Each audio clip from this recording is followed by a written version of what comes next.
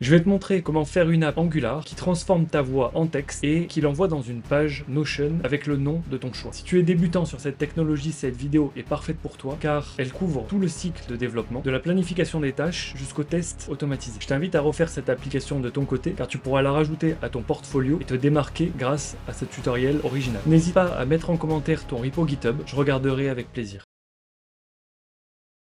Si tu ne connais pas Notion, Notion est un outil en ligne qui permet d'organiser ton travail et tes notes. Et si tu ne me connais pas, je suis Cyril Kazoko, j'ai plus de 10 ans d'expérience dans le développement web, en Java et en Angular. Je suis formateur depuis 2018 et j'ai accompagné des centaines de développeurs professionnels dans l'apprentissage de Java et d'Angular. Mon but sur cette chaîne est de te partager mon expertise et ma passion pour le code. Je vais essayer de te montrer pourquoi et comment on écrit du code de qualité, maintenable dans le temps et qui se comporte correctement en production. Tu dois être clair sur 3 points. Vu que c'est un projet front, il faut que tu saches quelles sont les maquettes que tu dois modéliser, c'est-à-dire à quoi l'interface utilisateur va ressembler. Pour cette vidéo, je l'ai faite sur Figma. L'interface est simple, on a un champ pour uploader le son, un champ pour nommer le document et un bouton pour générer le document. Tout le reste, c'est de la validation. Deuxième point, quels sont les flows que je dois implémenter. Tu vas te baser sur les spécifications et les maquettes pour déduire les flows. Le flow est assez simple, l'utilisateur upload sa voix au format MP3 dans le premier champ du formulaire. Ensuite, on appelle le service d'OpenAI qui va transformer la voix en texte. Pendant ce temps-là, on affiche une icône de chargement et on désactive le bouton. Après ça, il y a deux possibilités. Soit il y a eu un problème et on affiche le message d'erreur, soit ça s'est bien passé et on récupère la réponse de l'API qui contient le texte. Enfin, on appelle l'API de Notion où on va créer une nouvelle page contenant le texte. Pareil ici, soit il y a une erreur et on l'affiche, soit on confirme à l'utilisateur que tout s'est bien passé et on génère un lien pour qu'il puisse accéder à son document dans Notion. Troisième point, comment je découpe mon travail en tâches qui sont si possible isolées pour que je puisse les valider indépendamment. J'en ai créé 6. La création de l'application Angular avec la mise en place de Bootstrap, la librairie d'internationalisation, les tests end-to-end et les icônes. Ensuite, la construction du formulaire avec les validations nécessaires, l'appel d'API à Whisper d'OpenAI, l'appel d'API à Notion pour créer le document, le branchement du service principal aux composants, et dernière chose, la finalisation pour être sûr que tout marche. Si tu aimes le contenu de cette chaîne, je t'invite à t'abonner et à activer la cloche. Ça m'aide beaucoup pour son développement. Merci.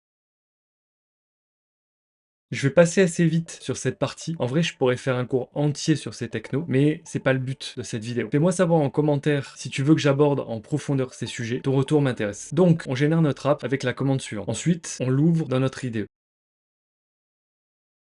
On va ajouter Bootstrap pour 3 raisons principales. Avoir des composants prêts à l'emploi avec des styles prédéfinis, bénéficier des utilitaires CSS pour écrire le moins de code possible et pouvoir mettre en place un affichage responsive facilement si besoin. Le but c'est de gagner du temps dans notre dev. On commence par rajouter ngBootstrap avec cette commande, puis les thèmes de Bootstrap pour rendre notre interface plus agréable. On se rend dans le style.scss et on ajoute le thème de notre choix comme ceci. Tu remplaces Zephyr par le nom du thème que tu souhaites. Tu peux tous les retrouver sur ce site, le lien est dans la description. Enfin, on rajoute juste une navbar pour tester que Bootstrap fonctionne correctement. Petit tips, on n'importe pas ngB module car on ne veut pas importer des choses que l'on n'utilise pas. On importera juste les composants dont on a besoin dans nos composants perso. FontAwesome est une librairie d'icônes, 2 raisons pour lesquelles je l'aime bien, elle s'intègre très facilement avec Angular, et il y a beaucoup d'icônes gratuites. On ajoute FontAwesome grâce à cette commande. Ensuite, on va ajouter un module partagé, il va nous permettre d'agréger les modules que l'on va devoir importer à chaque fois. Note que cette manière de faire est temporaire, car pour le moment, certaines librairies ne sont pas compatibles avec le mode standalone. Maintenant, on rajoute le module FontAwesome module dans Import et Export, puis on crée une classe TypeScript FontAwesome Icon, où on va instancier un tableau d'icon definition. On fait ça pour importer seulement les icônes dont on a besoin pour que la taille de notre application reste la plus petite possible. Ensuite, on ouvre app component, on injecte FireIcon library, on crée une méthode initFontAwesome et on initialise la librairie avec la liste d'icônes qu'on a créée. Enfin, on instancie une icône dans le template principal pour valider notre setup. On commence par rajouter le module npm avec ces deux commandes. On va se rendre dans appconfig.ts et on va rajouter un provider dans la configuration de nos composants standalone pour configurer notre translate module. Ensuite, on va rajouter un translate module dans notre shared module pour que nos composants aient accès aux services et aux directives. Enfin, on crée un fichier fr.json et un fichier en.json dans le dossier asset de notre projet. Ils vont contenir les traductions dans les différentes langues. On rajoute une clé pour tester que ça marche dans le template et dans le fichier. Cypress est un outil qui te permet de développer des tests end-to-end. Je l'aime beaucoup car son API et son interface sont super clairs et il est très performant. En plus de ça, l'intégration avec Angular est super facile. On tape cette commande, on répond à quelques questions et voilà, on n'a plus qu'à lancer la commande suivante pour lancer la UI. Puis on choisit le navigateur et voilà, ça marche.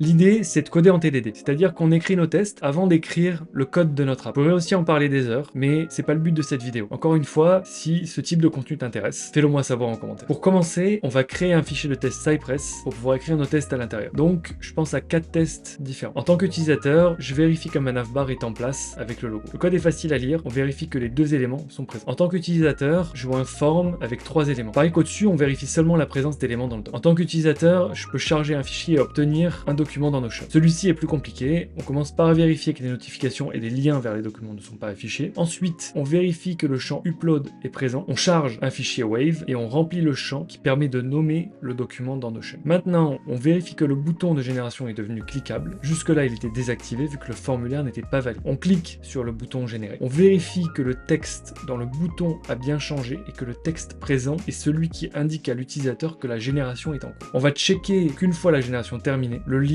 et l'alerte de confirmation sont bien présents avec le texte qui va bien. Pour finir, on vérifie que le bouton n'est plus dans l'état in progress. Et dernier test, en tant qu'utilisateur, si je ne mets pas de nom de document, je dois avoir un message d'erreur. Ici, on vérifie que si le champ nom du document n'est pas rempli, on affiche une erreur à l'utilisateur et au passage, on vérifie aussi que le bouton générer reste désactivé. Ok, donc il nous manque 2 choses avant de pouvoir passer à l'écriture du formulaire. La première, on va vérifier que nos tests échouent correctement, c'est-à-dire qu'ils ne trouvent pas encore nos composants dans le DOM. Cette étape est importante car elle permet d'être sûr que nos tests n'ont pas de problème de compilation ou de configuration. On a juste à taper ng e2e et on se rend dans le même menu que ce qu'on a vu précédemment.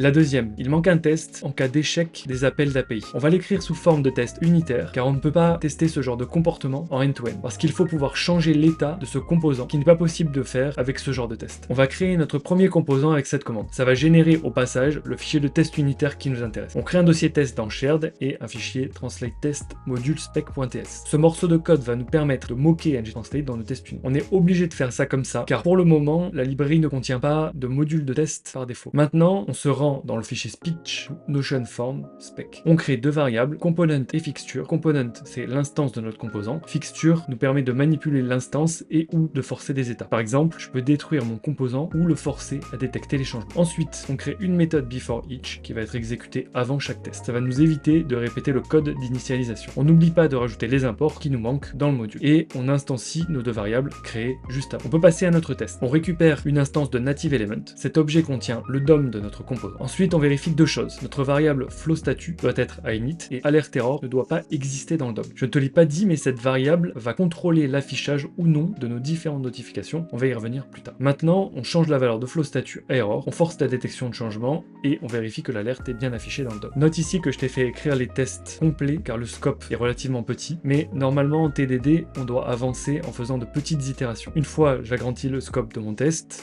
devient rouge, je refactor mon code pour que le test passe au vert, je recommence et je boucle de cette manière. Je t'invite à ouvrir le fichier app-component, c'est ce fichier que je vais te faire modifier. Le design va être simple, on va mettre une navbar tout en haut de notre page avec le logo et le nom de notre application. Et tout à droite, on va mettre 2 boutons pour pouvoir changer la langue. Ensuite, on va découper l'écran en 3 parties en utilisant le système de grille de Bootstrap. Nos composants seront affichés et routés dans la colonne principale. On va ensuite s'occuper de créer la route pour notre composant. On se rend dans le fichier app-route et on va rajouter notre composant en tant que route principale. Le but de cette partie va être de créer le formulaire de A à Z. On commence par créer une interface qui représente notre forme comme ceci. Tu dois trouver bizarre qu'AudioFile est une chaîne de caractères. À première vue, on aurait plus mis un blob ou un fichier binaire, mais t'inquiète pas, on va pas se servir de cette variable. Ensuite, on va instancier notre formulaire dans notre contrôleur en utilisant l'interface que l'on vient de créer. On rajoute des validateurs pour contrôler que ces 2 champs ne seront pas vides. On va aussi créer une méthode onUploadFile qui sera appelée à chaque fois qu'un fichier sera chargé dans le champ upload où on va extraire le fichier de l'input pour le mettre dans une variable audio-to-process qu'on réutilisera ensuite lors de l'appel à l'API. Maintenant, on a tout ce qu'il nous faut côté contrôleur pour le formulaire, on passe au template. Au niveau style CSS, j'ai utilisé tout simplement le code HTML de Bootstrap, tu peux le retrouver directement dans leur documentation. Dans la balise form, on rajoute 3 attributs. Le form group avec le nom de notre form côté contrôleur, le listener ngSubmit avec le nom de la méthode que l'on veut appeler lors de l'envoi du formulaire, et noValidate qui permet de désactiver la validation automatique du navigateur car on veut que ce soit Bootstrap qui s'en charge. On va créer au passage la méthode onGenerate côté contrôleur, comme ça Angular sera content. Concernant les inputs, on retrouve le couple label input. Dans le label, on rajoute la clé de traduction qui permet d'afficher le nom de notre label. Ensuite, sur l'input, je vais appeler la méthode onUploadFile qu'on a créée juste avant, dès qu'il y aura un changement sur ce champ. Je rajoute aussi l'attribut datacy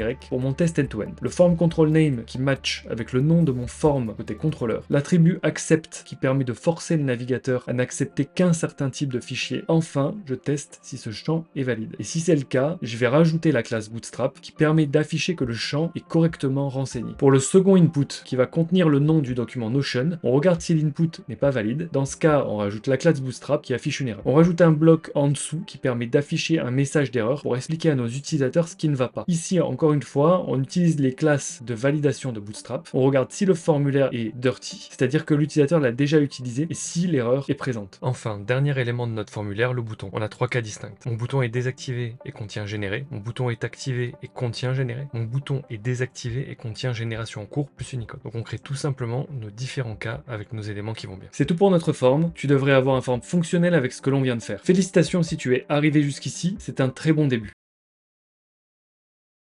Dans cette partie, on va vouloir donner du feedback à nos utilisateurs en affichant ou pas des bannières d'alerte quand on a fini la génération ou qu'il y a une erreur. On va aussi afficher un lien vers la page Notion qu'on aura créée pour que notre utilisateur puisse cliquer dessus directement et accéder à sa page. On commence côté contrôleur par créer 2 variables, link to Notion doc qui est une chaîne de caractères. On va l'utiliser pour mettre le lien du document Notion. On va aussi créer flow status qui est de type flow status et qui peut prendre 3 valeurs. On fait ça pour pouvoir gérer l'état de la génération de documents. Côté HTML, la variable link to Notion doc va nous servir à alimenter l'attribut href de notre lien. On l'affiche uniquement si elle n'est pas vide. Ensuite, on a 2 alertes, une de type success qu'on affiche quand la génération s'est bien passée et une de type error qu'on affiche si ça se passe mal. On utilise la variable flow status pour connaître son état. Ensuite, on ajoute bien à chaque fois les attributs datacy pour nos tests end-to-end. Enfin, on valide que notre code marche en changeant le contenu des variables flow status et link to Notion doc. On va écrire le code de service en suivant cet ordre. Écriture des 2 appels HTTP, Whisper et Notion. Écriture du service principal en utilisant Signal. Car oui, on utilise Signal dans cette vidéo. Si tu n'en as pas entendu parler, je t'invite à regarder mes 2 vidéos sur le sujet. Je t'explique tout en détail. Les vidéos devraient apparaître en haut à droite de l'écran, ici. Et sinon, le lien est dans la description. On commence par créer un service avec la commande suivante. Puis, on écrit notre service. Première chose, on crée une variable base URL. On tient l'adresse de l'API. Tu te demandes certainement pourquoi c'est localhost et non pas l'adresse d'OpenAI. La raison, elle est simple. Ce n'est pas une bonne pratique de faire des appels d'API directement côté front car tu vas exposer des clés d'API privées à tes utilisateurs. Donc j'ai créé un proxy qui me permet de faire l'appel côté backend. Je ne vais pas plus rentrer dans les détails de ce proxy. Garde à l'esprit qu'il n'y a absolument aucune logique de ce côté et qu'il ne fait que transmettre la requête à l'API cible. Retour au code, il nous faut le client HTTP que l'on va injecter de cette manière. Il faut aussi, si ce n'est pas déjà fait, rajouter son module dans le fichier appconfig de la manière suivante, dans le but que ce module soit disponible pour tous nos services et composants standalone. Pour appeler Whisper, on doit faire un appel post avec un body de type form data. Ce type de body nous permet, via un système de clés-valeurs, de passer plusieurs objets en un seul appel. Whisper nous demande 3 informations à renseigner dans ce form. Le fichier, le nom du modèle que l'on veut utiliser pour la transcription, le format de sa réponse. Notre méthode prend en paramètre un objet de type file qui représente le fichier audio de notre utilisateur. Et elle nous renvoie un observable de type Whisper Response. Dans cet objet, c'est ultra simple. On a juste un champ de texte qui va contenir la transcription. Dans un premier temps, on va devoir générer les interfaces TypeScript correspondant aux objets d'entrée-sortie de l'API de Notion. On fait ça car on veut du type safety et de la clarté dans notre code. C'est pas une bonne pratique d'utiliser any en TypeScript. Pour faire ça rapidement, ma technique c'est de copier-coller le JSON de la documentation de l'endpoint qui m'intéresse dans ChatGPT. Et ensuite, je lui demande de me générer les interfaces TypeScript qui vont bien. Ça me donne les 2 fichiers suivants. Maintenant que j'ai mes interfaces, on va créer le service. Donc même chose que pour le service précédent. On rajoute l'adresse de l'API, on injecte le client HTTP, puis on crée la méthode qui prend en entrée notre objet Notion Create Page Request et qui envoie un observable de type Notion Create Page Response. On appelle ensuite notre client HTTP en mode post, on passe l'adresse de l'API et l'objet Notion Create Page Request en paramètre. notre composant ne va pas appeler directement ces services. Car premièrement, on doit enchaîner l'appel à Whisper avec l'appel à Notion. C'est de la logique business qui ne doit pas se trouver dans un composant car ce n'est pas de sa responsabilité. Deuxièmement, on veut utiliser Signal. Donc on crée un service. Ici, je vais réappliquer le pattern que j'utilisais dans mes précédentes vidéos. J'injecte mes deux services Whisper et Notion. Je crée un premier writable signal qui est private avec une state à init. Cet objet est un wrapper avec le pattern builder qui me permet de connaître l'état du signal. Le pattern builder permet de pouvoir construire des objets sans faire appel à son constructeur. On fait ça pour donner de la clarté et un sens métier lorsque l'on doit créer des objets. Cela évite aux développeurs qui utiliseront votre code plus tard de se demander comment faire pour instancier correctement vos objets dans un contexte donné, surtout si vos objets répondent à un besoin générique. Je crée un deuxième signal qui va être public et qui est dérivé de mon signal grâce à Computed. Comme ça, ce signal est dans le. Ensuite, on passe à la méthode principale. Elle va prendre en entrée un fichier, un titre, un page ID. Le page ID est requis car pour créer une page dans Notion, il faut une page parente dans laquelle cette page sera créée en tant qu'enfant. On commence par appeler le service de transcription de Whisper, puis on transforme sa réponse en objet Notion Create Request. Pour l'occasion, j'ai créé une méthode pour garder de la clarté dans le flow. Il y a pas mal de champs à renseigner pour pouvoir créer une page Notion. Garde à l'esprit que je renseigne seulement 3 champs, le texte, le titre et la page parente. Pour connaître les champs requis, j'ai juste suivi la documentation de Notion. Une fois cet objet mappé, je vais utiliser SwitchMap pour appeler le service de Notion dans lequel je passe en paramètre mon objet. Ensuite, je peux souscrire à mon observable et gérer mes deux cas. Si la génération est un succès, alors j'envoie dans le writable signal un statut OK avec le contenu de la réponse de Notion. Sinon, je renvoie un statut à error avec l'erreur en paramètre. Maintenant, il ne me reste plus qu'à retourner dans le code de mon composant. On injecte le service speech to Notion service, puis dans la méthode onGenerate qu'on a laissé vide jusqu'à maintenant. On va d'abord tester que notre variable n'est pas nulle, ensuite on passe le booléen qui va spécifier au composant qu'il y a une génération de documents en cours à true. On extrait le nom du document que l'utilisateur a entré. Enfin, on appelle le service transcript qui va déclencher le flow qu'on a écrit précédemment. Maintenant, il ne nous reste plus qu'à écouter quand le signal va émettre une nouvelle valeur. Pour ça, on utilise effect dans le constructeur du composant. Effect va appeler la méthode onPageCreation qui contient notre objet state et qui contient à son tour les données de la page créée dans Notion. Suivant son état, on appelle la bonne méthode. Dans les deux cas, on met à jour isGenerating à false puisque la génération est terminée. Et on passe le flow statut à success ou error, que la bonne alerte s'affiche correctement à l'utilisateur. Donc si tout s'est bien passé jusque-là, tu devrais avoir le résultat suivant. Je te félicite encore une fois si tu arrives à avoir le même résultat que moi. Par contre, ne pars pas, parce qu'on n'a pas encore terminé. Il faut qu'on vérifie si nos tests passent bien sur Cypress. Donc on va l'ouvrir et on va regarder comment ça se passe. C'est OK, c'est bien vert. Il faut aussi maintenant qu'on vérifie nos tests unitaires. Et c'est vert aussi. Et ben c'est parfait.